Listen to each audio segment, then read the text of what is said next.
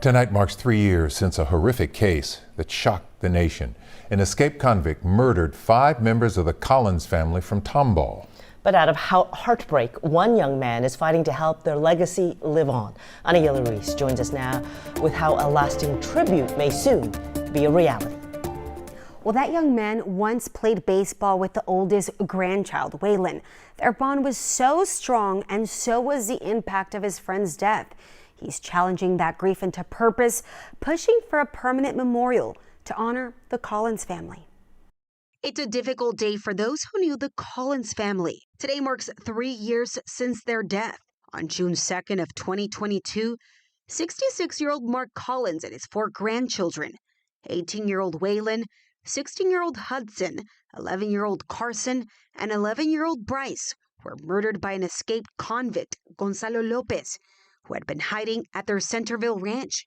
Just weeks ago, the family sat down with me exclusively for the first time to share not only their pain, but their purpose. It was just unreal. Like, you didn't know what to feel. You were numb. You just were like trying to process, like, what did I just hear?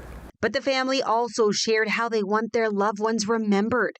You don't want to be remembered in sadness. I don't want them to be remembered in sadness. I want them to be remembered in hope.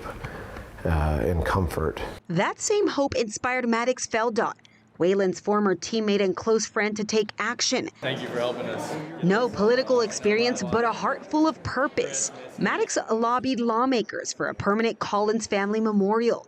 He traveled to the Texas Capitol to push for state support. Now there's a glimmer of hope. We got the budget passed and approved by the House and the Senate. Buried in the state's massive budget document on page 63 is a line that means everything to a grieving family. $1.6 million allocated to honor the Collins family legacy. How does it feel? I can't wait to see what's going to come from it, and I can't wait for people to enjoy it. Maddox doesn't yet know what the memorial will look like, but he knows what it should feel like. I just hope it brings joy. While they were struck by a horrible tragedy, they're filled with joy. And I think that's what I hope is brought about through this monument. Unbelievable strength for the Collins family, their friends. What's next, Anayeli?